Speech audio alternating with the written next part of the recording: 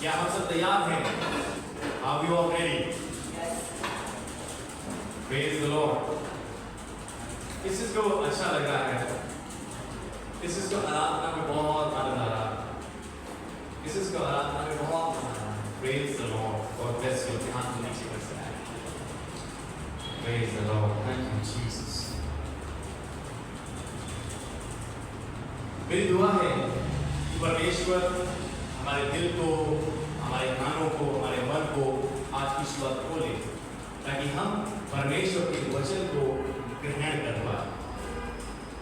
Bible में एक दृष्टांत बताया गया, जिसमें बताया गया कि बीज बोने वाला जब निकला उसके बीच, जब वो बीज पूरा था, कुछ बीज अच्छी भूमि में गिरा, कुछ झाड़ियों में गिरा, कुछ पथरीली भूमि में गिरा, और जैसे स्थान में वो बीज गिरा, उस स्थान की परिस्थिति के अनुसार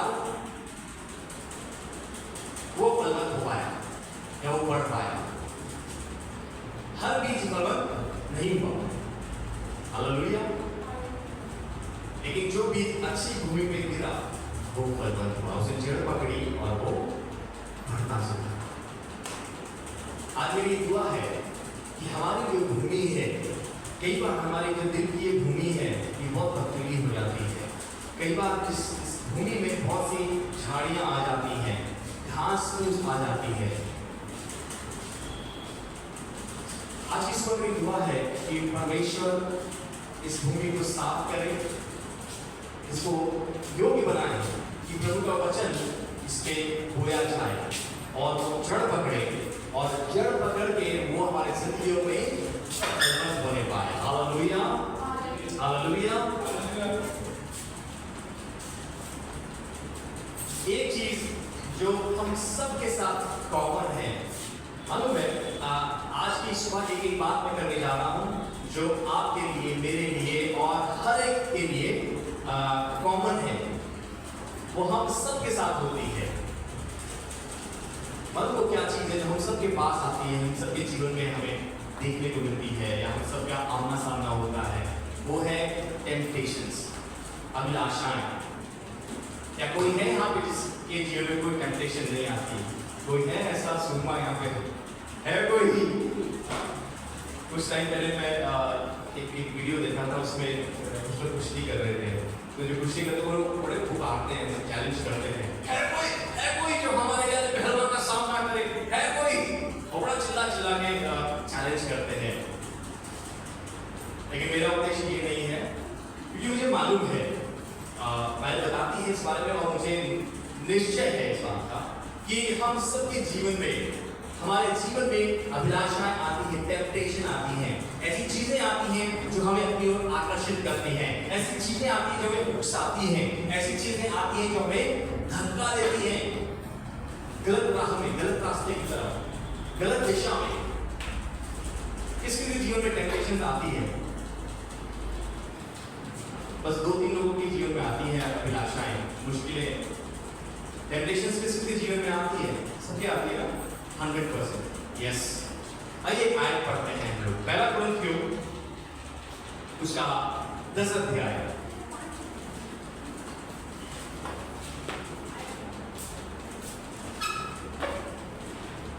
पहला कुरिन्थियों उसका 10 अध्याय और उसकी 13वीं आयत हम लोग पढ़ेंगे।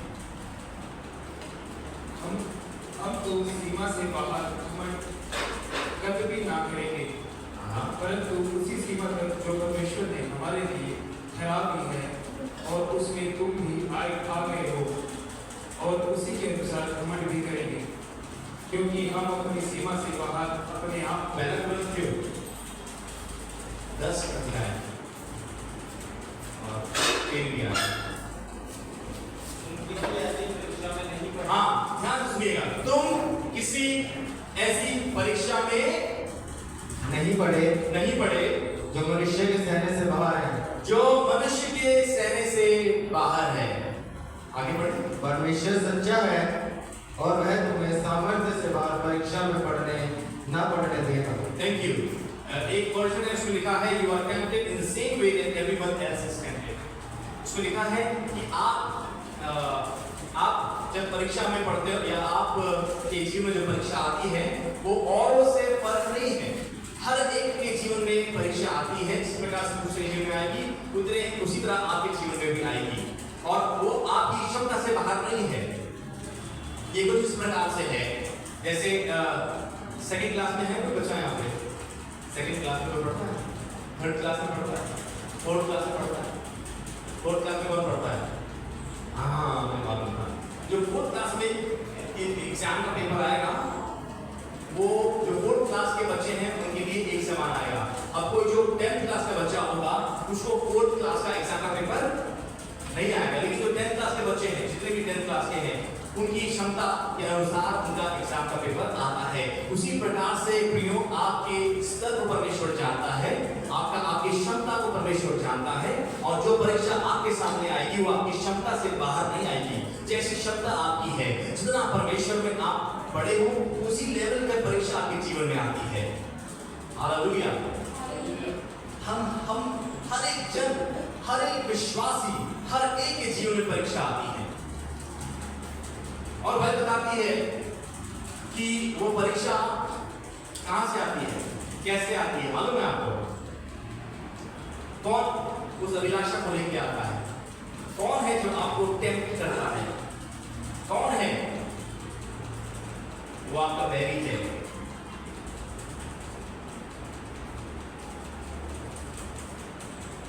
वो पहले आपको टेम्प्ट करता है, आपके जीवन में अभिलाषा को लेके आता है।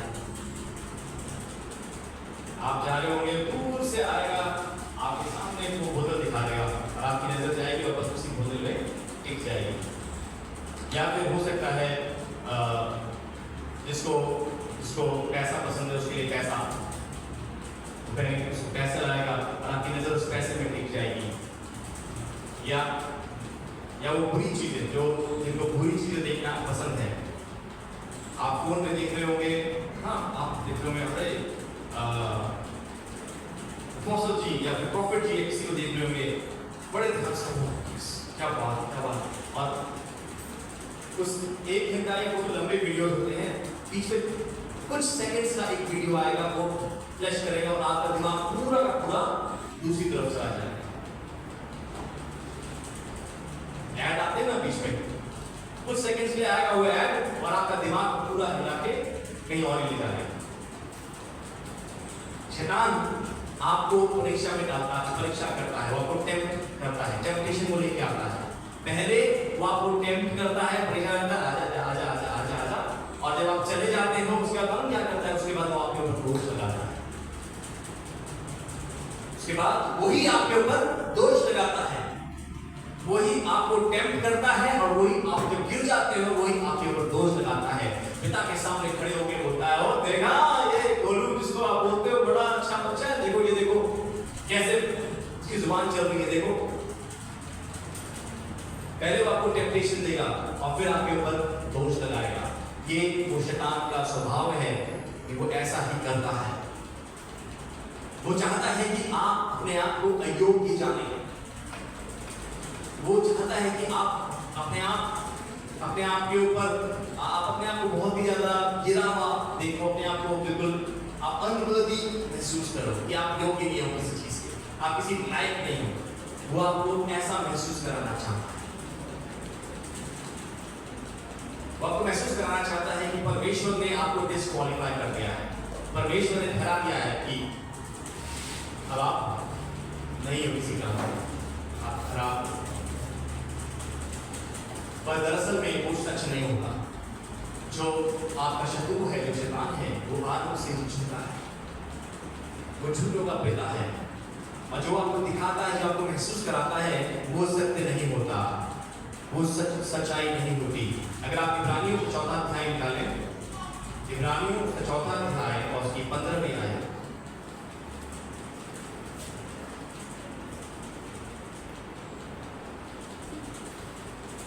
और 16 इसकी पढ़ेंगे। इनको अपना अंडरलाइन कर लीजिए, ये बहुत ज्यादा पावरफुल आयतें हैं आज की सुबह जो हम पढ़ रहे हैं।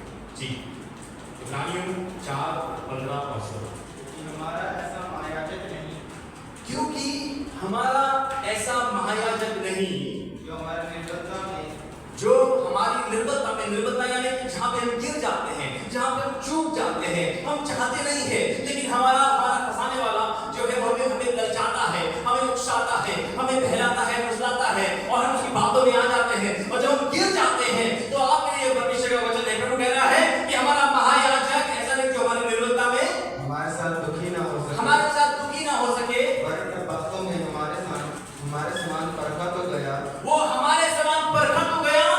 भी निष्पाप निकला। और वो निष्पाप निकला। हालेलुया।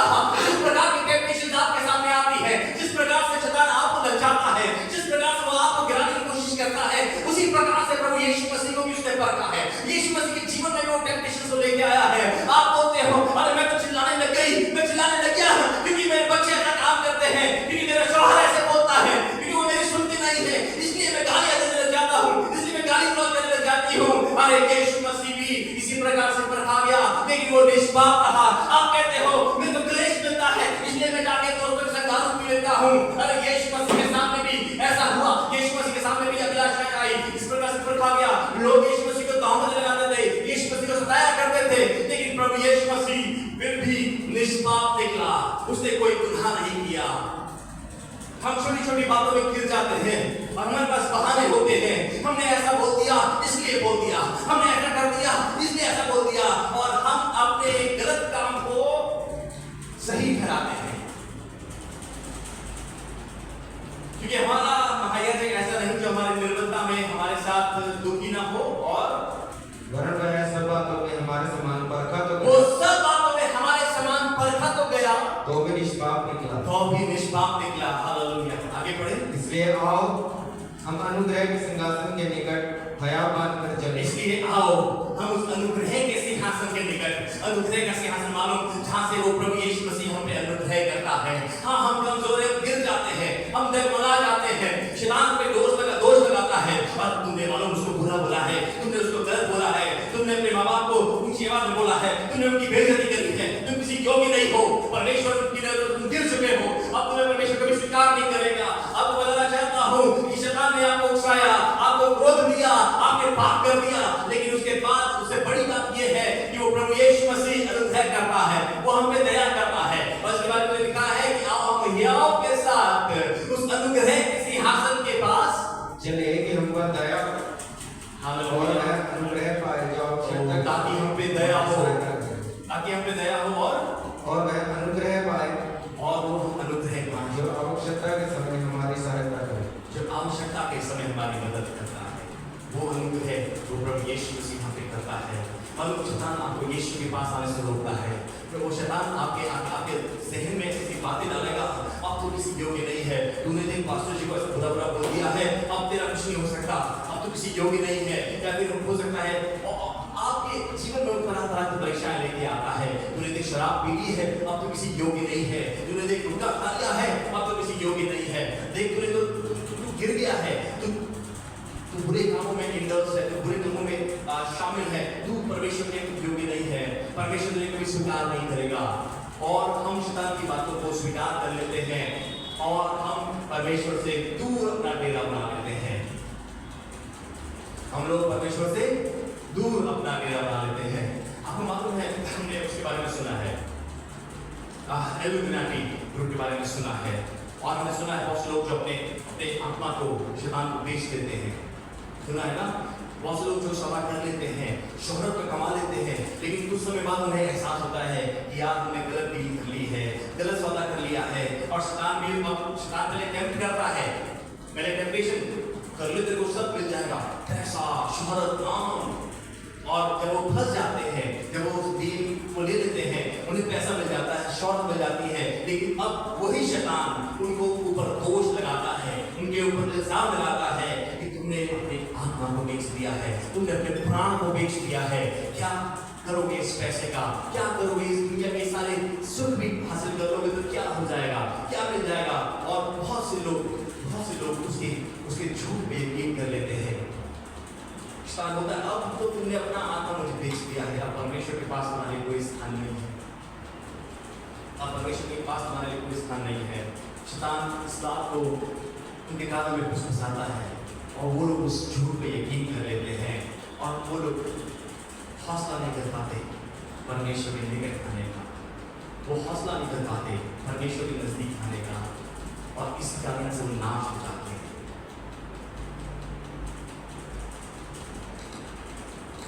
पतरस ने यीशु मसीह का 3 बार इनकार किया। कितनी बार इनकार किया? 3 बार। लेकिन उसके बाद वो उसने रिपेंट किया और वो उठकर खड़ा हुआ और अपने दौड़ को उसने पूरा किया। वो उसके बाद वापस उठा, उसने रिपेंट किया, और जब यीशु मसीह के पुनरुत्थान हुआ तो यीशु फिर नहीं था। लेकिन उसी के विपरीत हम यहूदा स्कूटी को देखें तो यहूदा स्कूटी ने गुनाह किया, उसने कुछ चांदी किसी को कुछ पैसे के बदले, धन के बदले यीशु मसीह के साथ धोखा किया, और वो उस टेम्पटेशन में गिर गया, उस परीक्षा में गिर गया। उसके बाद अब उसके बाद क्या हुआ, शैतान ने उसे ललचाया, वो गिर गया। उसके बाद शैतान भी उस पर दोष लगाता रहा, शैतान उसके ऊपर दोष लगाता रहा, तूने यीशु को धोखा दिया है, तूने यीशु को बेच दिया है, तूने उस जगत के उद्धारकर्ता के साथ धोखा दिया है, तुझे परमेश्वर कभी माफ नहीं करेगा। और उस यहूदा इस्करियोती ने उस झूठ पे यकीन कर लिया और अपने आप को तबाह कर दिया। उसने अपने आप को फांसी दे दी, आत्महत्या कर ली और अपने आप को तबाह कर दिया।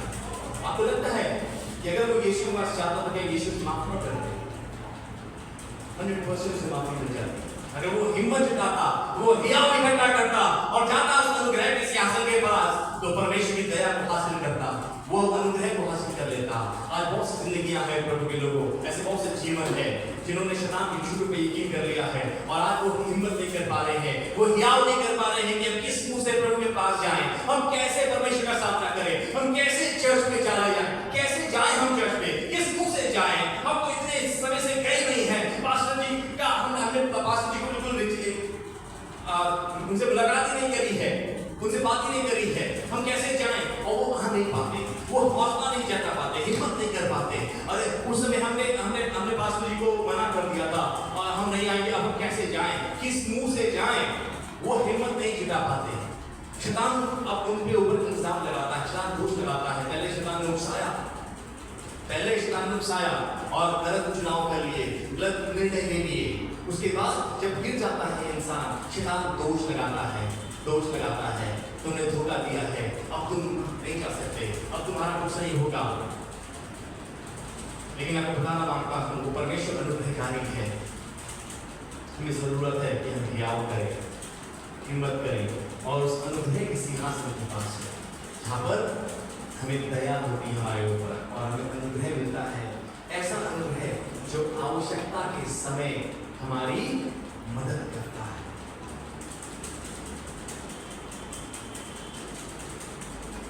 जब आप असफल हो जाते हो जीवन में, आप उस पिता के पास पूरे कॉन्फिडेंस के साथ जा सकते हैं,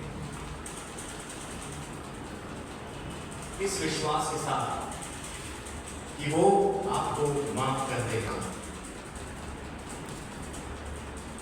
और आपको आपके ऊपर अनुग्रह करेगा, ऐसा अनुग्रह आपको योग्य बनाएगा, वो ऐसा ग्रेस आपको देगा जो आपको योग्य बनाएगा, आपको क्षमता देगा,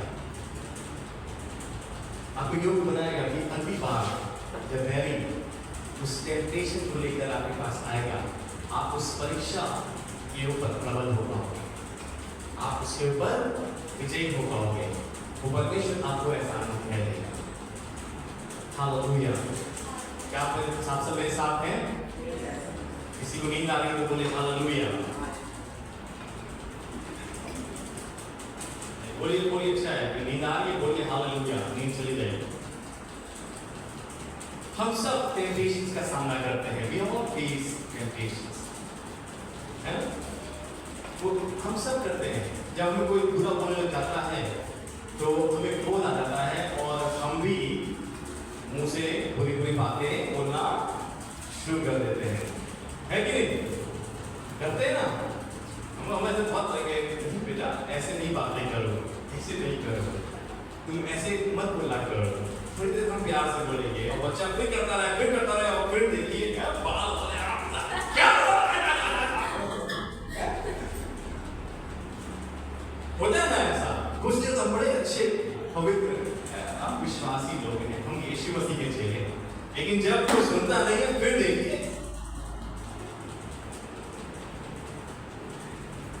ऐसे ही तो करते हैं। स्कूल में बच्चे ऐसे ही, यहाँ पे तो बड़े अच्छे हैं हालेलुया और बड़े गीत गाए जा रहे हैं। स्कूल में ही पहले कोशिश करते हैं अच्छे बने रहने की। एक कोई बच्चा देखो उलझ के देखे फिर देखो फिर आता है विकराल रूप वापस। शैतान हर प्रकार से आपको उकसाता है, वो इसी प्रकार से परीक्षा को लेके आता है। जब आपके अपने आपकी नहीं सुनते, जब आपके अपने आप को ठुकरा देते हैं, जब आपके अपने आपसे मुंह फेर लेते हैं, जब आपके अपने आपसे गैरों की तरह व्यवहार करते हैं, that's very painful, वो बहुत पीड़ादायक होता है। लेकिन परमेश्वर चाहता है कि उन्हीं परिस्थितियों में हम अपने आप को संभालें और एक मसीही साबित करें। हम सबके जीवनों में टेम्पटेशन आती है और आएंगी। ये एक ऐसी चीज है जिसे आप अवॉइड नहीं कर सकते। Temptations will come. वो परीक्षाएं, वो अभिलाषाएं आपके पास आएंगी। वो एक जिंदगी का हिस्सा है। जब तक आप इस जमीन पे हैं, वो टेम्पटेशंस और अभिलाषाएं आपके आस-पास भटकती रहेंगी, बार बार आएंगी, हर बार कोशिश करती रहेगी। यहाँ तक कि वो विश्वासी जो कई वर्षों से प्रभु के साथ चल रहे हैं, उनके पास भी वो अभिलाषाएं आती है और आती रहेंगी, वो टेम्पटेशन आती रहेंगी। उनको भी उससे डील करना ही पड़ेगा, चाहे वो कितना ही बड़ा विश्वासी हो, कितने ही सालों से चल रहा हो प्रभु के साथ। हाँ, ये जरूर है कि टेम्पटेशन का जो नेचर है वो फर्क हो सकता है। हो सकता है जब रोहित के पास टेम्पटेशन आए तो रोहित के सामने वो वाली बोतल लेके आए, रोहित रोहित रोहित, और जब वो एलेक्स के पास आए तो एलेक्स को शायद वो नोट दिखाए, एलेक्स एलेक्स एलेक्स, और जब दाऊद भाई के पास आए तो दाऊद भाई को दिखाए कुछ और, ये देखो ये चमचमाता हुआ, ये देखो ये है, ये लाइटर है, और ये देखो यहाँ ये वाली सिगरेट है, आ जाओ इधर आ जाओ इधर आ जाओ। वो हर एक के पास टेम्पटेशन को लेके आता है, लेकिन हर एक के पास टेम्पटेशन का जो नेचर है वो फर्क होता है। जरूरी नहीं है अगर वो रोहित को पैसे का लालच दिखा रहा है तो जरूरी नहीं कि वो एलेक्स को भी पैसे का ही लालच दे। वो कोई और प्रकार की चीज जो जिस क्षेत्र में एलेक्स कमजोर होगा वो चीज को लेके आए, जिससे कि एलेक्स गिर पाए।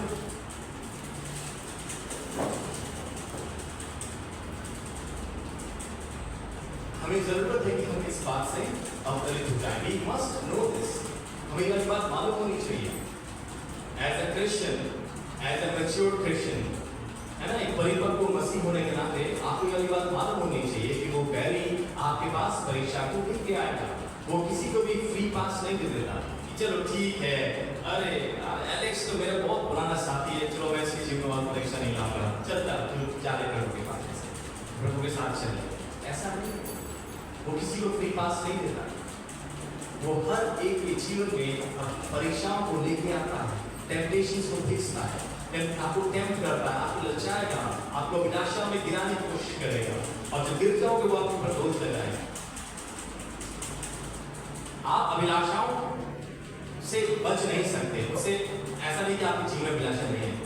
हाँ, ये जरूर है कि आप उन अभिलाषाओं के ऊपर प्रबल हो सकते हो। Hallelujah, hallelujah. यीशु मसीह के जीवन में भी अभिलाषाएं आई, परीक्षाएं आई, लेकिन प्रभु यीशु मसीह निष्पाप बना रहा। उन परीक्षाओं में, उन अभिलाषाओं में प्रभु यीशु मसीह गिरा नहीं, और हम भी उन अभिलाषाओं के ऊपर प्रबल हो सकते हैं। हम भी जयवंत हो सकते हैं उन अभिलाषाओं के ऊपर। जब आपको सब बुरा बुरा बोल रहे हैं, शरीर तो बोल रहा है, और तू भी वो पुरानी वाली जो गाने तूने स्कूल में सीख दिए, हो जा शुरू। शरीर बोलेगा, शरीर याद दिलाएगा, लेकिन उस समय आप आत्मा की आवाज सुन सकते हो, नहीं मिलना।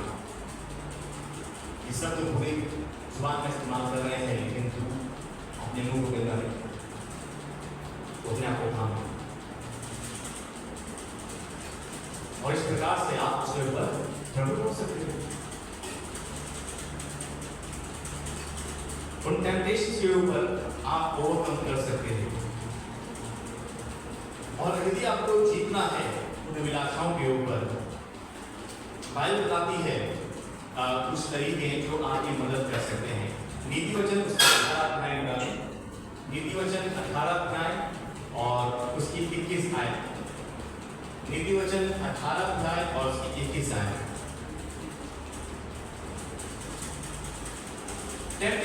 किसी भी प्रकार आ सकती है। कई बार चर्च में बैठे हैं और फोन में मैसेज आ जाएगा, ओ आ जाओ मैं फ्री हो गई हूँ, आ जाओ। जीव के वश में मृत्यु और जीवन दोनों होते हैं।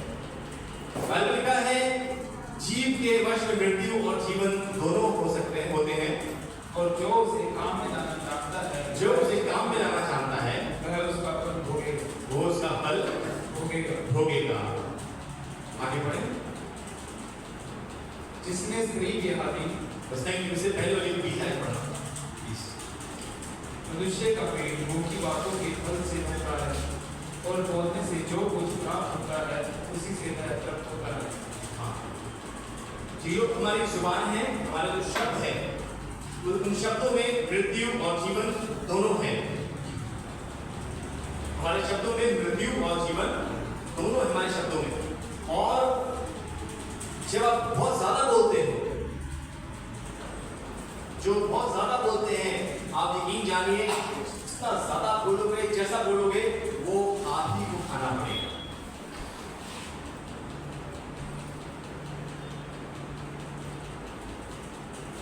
जो आप बोलते हो, जैसी बातें, जैसे शब्द, वो आपको खाना पड़ेगा।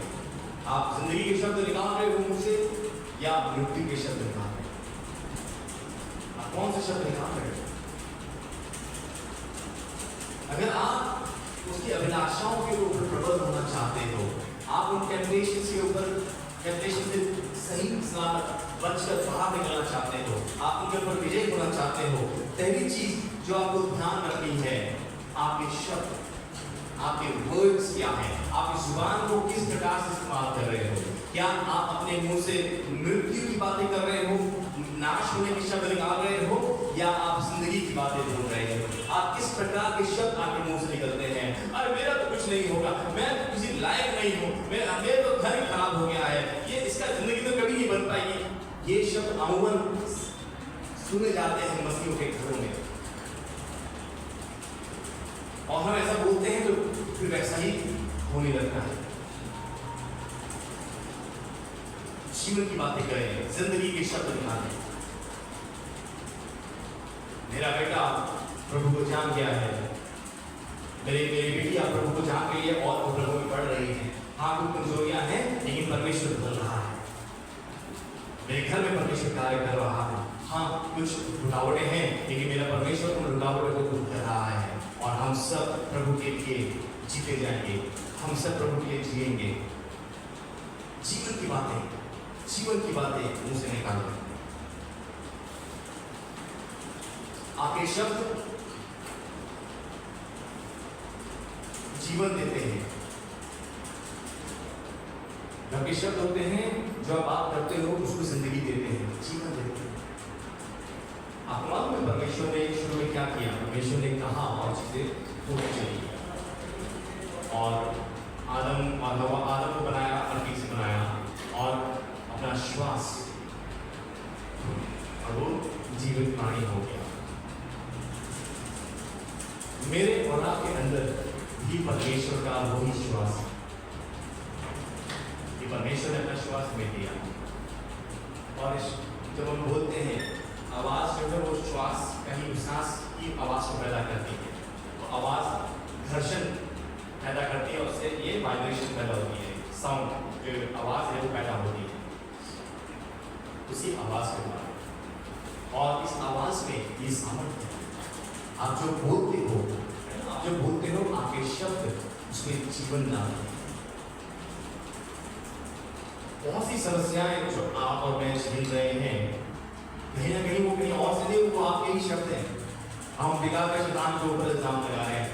हाँ, शैतान ने आपको उकसाया और आपने अपनी जुबान से वो कह दिया, और इसलिए आज शायद आप उस प्रकार की दिक्कतों का सामना कर रहे हैं। Because he spoke, क्योंकि आपने वो बातें बोली, चाहे क्रोध में बोली, चाहे दुख में बोली, लेकिन आपने अपने मुंह से वो बातें निकाल दी। कई बार परमेश्वर हम पे अनुग्रह करता है, लेकिन बहुत बार हम उसके अनुग्रह से भी बाहर निकल जाते हैं, और हमारे शब्द ही हम आकर हमको वापस वही उसी उन्हीं शब्दों को खाना होता है जो हम बोल देते हैं। ध्यान दीजिए कि आपके शब्द किस प्रकार से हैं। क्या बातें आप बोल रहे हो? जिंदगी की बातें बोलिए, जीवन की बातें बोलो। चाहे भले ही वो आपका बैरी क्यों ना हो, उसके लिए भी आशीष की बातें बोलिए, भलाई की बातें बोलिए, अच्छी बातें बोलिए। भले ही वो आपके कहने में नहीं है, शायद आपके बच्चे, शायद आपके परिवार वाले, आपके भाई बहन, शायद वो आपके कहने में नहीं बातें सुन रहे हैं। इसका मतलब ये नहीं कि आप उनको तबाह हो जाओगे, ये हो जाओगे, वो हो जाओगे, तुम्हारा ऐसा होगा, तुम्हारा गाड़ी ये तुम्हारी होगी, नहीं। उन्हें आशीष दीजिए, जिंदगी की बातें बोलिए उनके ऊपर। प्रभु उन्हें बुद्धि दे, प्रभु उन्हें बचा ले, प्रभु उन्हें बचा ले, उन्हें छुड़ा ले बदवाई से। जीवन की बातें बोलना शुरू कीजिए, परमेश्वर का वचन बोलना शुरू कीजिए। लूका 10:19 निकालें, इसी बात में समाप्त करूंगा। लूका 10:19।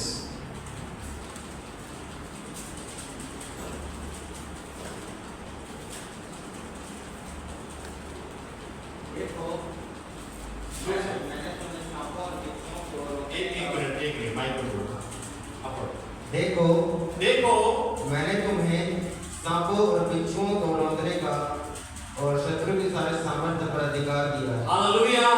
ये प्रभु यीशु मसीह के शब्द हैं प्रियो। परमेश्वर ने मुझे और आपको अधिकार दिए हैं। आपको नहीं पता, आपको अधिकार है, आपके पास अथॉरिटी है। शायद घर में आपकी नहीं चलती हो, आपके ऑफिस में न चलती हो, लेकिन इसका मतलब ये नहीं है कि परमेश्वर ने आपको अधिकार नहीं दिया, क्योंकि आप उसी कलीसिया हैं, इसलिए परमेश्वर ने आपको अधिकार दिया है। और क्या अधिकार दिया है? फिर से पढ़ दो। देखो देखो मैंने तुम्हें सांपों और बिच्छुओं को रौंदने का, मैंने तुम्हें सांपों और बिच्छुओं को रौंदने का और शत्रु के सारे सामर्थ्य की सारी सामर्थ के ऊपर अधिकार दिया है। Hallelujah, hallelujah. मैं उन लोगों से बातें कर रहा हूं जो रात को डरते हो, आप लोग अकेले रहने में डरते हो, अंधेरे में जाने से घबराते हो। आपको बताना मांगता हूं कि परमेश्वर ने आपको अथॉरिटी दी है, उसके सारे अधिकार के ऊपर आपको अधिकार दिया है कि आप सांपों और बिच्छुओं को रौंद डालो। हालेलुया, परमेश्वर ने आपको अधिकार दिया है। आगे बढ़े। और किसी वस्तु से तुम्हें कुछ हानि ना हो, और किसी वस्तु से तुम्हें कुछ हानि ना होगी, तो भी इससे आनंदित मत हो। थैंक यू, बस इतना ही। और किसी चीज से तुम्हें हानि नहीं होगी। परमेश्वर ने आपको यह अधिकार दिया है। God has given you this authority। आपके शत्रु के हर एक अधिकार के ऊपर आपको अधिकार दिया है। शत्रु क्या क्या कर सकता है ये जानने की जरूरत नहीं है, क्योंकि उसके ऊपर परमेश्वर ने आपको अधिकार दे दिया है। Hallelujah, hallelujah. हाँ, हम डरते हैं, अरे शैतान ये कर देता है, शैतान ऐसा कर देता है, शैतान ये कर, अरे उससे ज्यादा अधिकार परमेश्वर ने आपको दिया है। उसके पास अथॉरिटी नहीं है, उसके पास कोई अधिकार नहीं है, उसकी हर एक ताकत के ऊपर परमेश्वर ने आपको अधिकार दिया है। उनके ऊपर आप प्रबल हो सकते हो। आपको सांपों और बिच्छुओं को रौंदने का अधिकार परमेश्वर ने दे दिया है। Hallelujah, hallelujah. हम डरते हैं, घबराते हैं। आज से अपने शब्दों को सही रूप से इस्तेमाल करना शुरू करें। अपने शब्द को जीवन की बातें बोलने के इस्तेमाल करें। आपके शब्दों में भी बहुत बार शब्दों से हम शैतान के अधिकार को हम अपने ऊपर कर लेते हैं। मालूम है, शब्दों से, अरे ये ऐसा तो नहीं कर देगा, ये ऐसा तो नहीं हो जाएगा। तो जीवन अपने मुंह से जीवन की बातें बोलिए। आपको परमेश्वर ने अधिकार दिया है। अंधकार के ऊपर परमेश्वर ने आपको अधिकार दिया है। आपको डरने की आवश्यकता नहीं है। हम डरते हैं, जरा सा दूसरे कमरे में लाइट नहीं होती तो वहां जाने में डरते हैं। अरे मेरे साथ चलो, मेरे साथ चलो, मेरे साथ चलो। कौन कौन करता है ऐसा? कौन कौन करता है ऐसा? मुझे ऐसे से देखते हैं सब लोग कि मैं आपके बारे में बात नहीं करता हूँ। बड़ा बताना मांगता हूँ, जैसे गुड न्यूज फॉर यू। अगर आप डरते भी हैं, आज तक क्या डरते आए हो, आपको मालूम नहीं होगा, लेकिन सत्य को जानो और सत्य आपको आजाद करेगा। ये परमेश्वर ने आपको अंधकार के ऊपर अधिकार दिया है, उसके ऊपर आपके पास अथॉरिटी है और आपकी कोई भी हानि होने नहीं पाएगी। वर्ड ऑफ गॉड, परमेश्वर का वचन है। आज से इस वचन की घोषणा करना शुरू कीजिए, डिक्लेयर कीजिए, अपने घर में डिक्लेयर कीजिए, अपने जीवन के ऊपर घोषणा कीजिए। अब ये मत बोलना कि घोषणा भी कोई और करे आपके ऊपर, आपकी जिंदगी के ऊपर और कोई डिक्लेयर नहीं करेगा। ये वचन परमेश्वर ने आपको दे दिया है, इसको इस्तेमाल कीजिए। रात और दिन इसका निकाल कीजिए, कन्फेशन कीजिए कि परमेश्वर ने मुझे अधिकार दिया है सांप और बिच्छू को रौंदने का। अंधकार की सांप के ऊपर परमेश्वर ने मुझे अधिकार दिया है और मेरी कुछ भी हानि नहीं हो सकती। इस बात का कन्फेशन कीजिए, अधिकार कीजिए, घोषणा कीजिए, इसको क्लेम कीजिए, इस प्रॉमिस को। ये प्रभु ने जो वचन दे दिया है, प्रभु ने ये वचन आपको दे दिया है, और जब आप इसका विकास करेंगे, जो सामर्थ्य की आवश्यकता है, जो कुवत चाहिए, वो परमेश्वर प्रोवाइड करेगा। Hallelujah. God will provide you the strength. हर प्रकार की टेम्पटेशन के ऊपर आने की सामर्थ्य परमेश्वर आपको देगा। कैसे जीतेंगे उन टेम्पटेशन के ऊपर? अपने शब्दों के द्वारा, अपने शब्दों के द्वारा। आपके शब्दों में परमेश्वर ने जिंदगी और मृत्यु दोनों रखी है। आप क्या खाना चाहते हो? जीवन को खाना चाहते हो या मृत्यु को? जो आप बोलोगे वही आपको खाने को मिलेगा। जो आप बोलोगे, जैसा आप बोलोगे वही आपको खाने को मिलेगा। आप क्या खाना चाहते हैं? आज से बातें बोलना शुरू कीजिए, क्योंकि परमेश्वर ने आपको अधिकार दिया है। बचपन में एक कहानी सुनी थी, एक राजा था जिसने एक वर मांगा, जिसने वो हाथ रखे, वो चीज सोने की बन जाए। सुनिए कहानी, सबने सुनी है ना? वो जिसमें हाथ रखे वो चीज सोने की बन जाती है। और क्या होता है, वो अपनी बेटी को बता देता है, बेटी सोने की बन जाती है, और आखिर में अपने ऊपर वो खुद भी सोने का बन जाता है ना? कुछ ऐसी चीजें प्रियो मेरे और आपके साथ होती है। परमेश्वर ने मुझे और आपको अधिकार दिया है। हमारी जुबान में परमेश्वर ने अपनी सामर्थ्य को दिया है। आपकी जुबान में, अपने शब्दों में मृत्यु और जीवन दोनों हैं।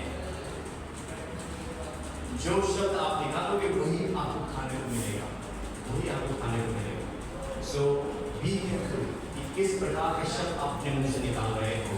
और खास तौर से ये चीज महिलाओं के लिए ज्यादा महत्वपूर्ण हो जाती है, क्योंकि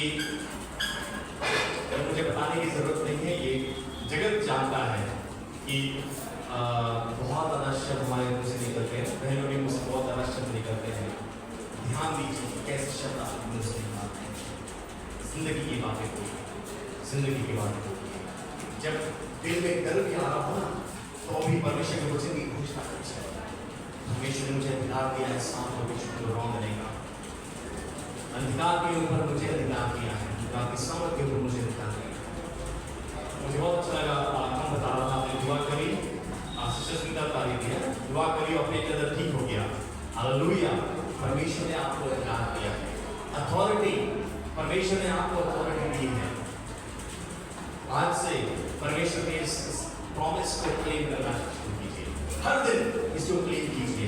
अपने बच्चों के ऊपर जिंदगी की बातें बोलिए, अपने घर में जिंदगी की बातें बोलिए, अपने पत्नी के ऊपर जिंदगी की बातें बोलिए, अपने पति के जीवन के ऊपर जिंदगी की बातें बोलिए, आशीष की बातें बोलिए, और आप देखेंगे आपकी जिंदगी बेहतर होती चली जाएगी। आपको जिंदगी दिखाई देगी, अपने बच्चों के ऊपर आपको जीवन दिखाई देगा, अपने घर में आपको जीवन दिखाई देगा। परमेश्वर हालातों को बदल देगा, परिस्थिति को बदल देगा। You will not live like a loser. आप आगे को एक हारे हुए इंसान की तरह नहीं जिएंगे। टेम्पटेशंस आएंगी, लेकिन उन टेम्पटेशंस के ऊपर परमेश्वर आपको प्रबल करेगा। Hallelujah, hallelujah. आइए गुजर के आगे बढ़ते हैं।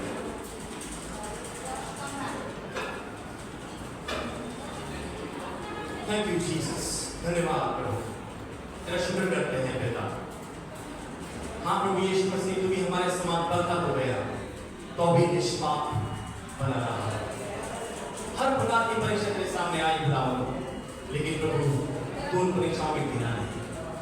प्यारे परमेश्वर, आज की सुबह हम तेरे पास आते हैं और हम वैसे ही अनुभव चाहते हैं प्रभु, कि जब हमारे जीवन में प्रभु जो परीक्षाएं आए, जब हमारे सामने वो टेम्पटेशंस आए, तो प्रभु हम भी उन टेम्पटेशंस का सामना कर पाए और उनके ऊपर प्रबल हो पाए, उनके ऊपर जबरदस्त हो पाए। बैरी हमें जितनी भी गिराने की कोशिश करें प्रभु, वो हमें संभाल के गिरे ना। हाँ प्रभु, हम जानते हैं बैरी की योजना तो ये है कि वो अभिलाषाओं में हमें गिराए और फिर हमारे ऊपर दोष लगाए। लेकिन खुदावंद तेरी योजना ये है कि तू हमें संभाले, हमें बचाए, हमें जीवन दे। हम चाहते हैं प्रभु तू हमें हियाव दे, अनुग्रह कर हमारे ऊपर और हमें सिखा। प्रभु मैं तेरी कलीसिया पे दुआ करता हूँ, आज जब ये वचन बोला गया है, मेरी दुआ है प्रभु ये वचन हमारे जिंदगियों में घर बन जाए। प्रभु आज सीखता हूँ हम अपने घरों में, अपनी जिंदगियों में तेरे वचन की घोषणा करें। मैं एक ही जन्म तेरे हाथों में सौंपता।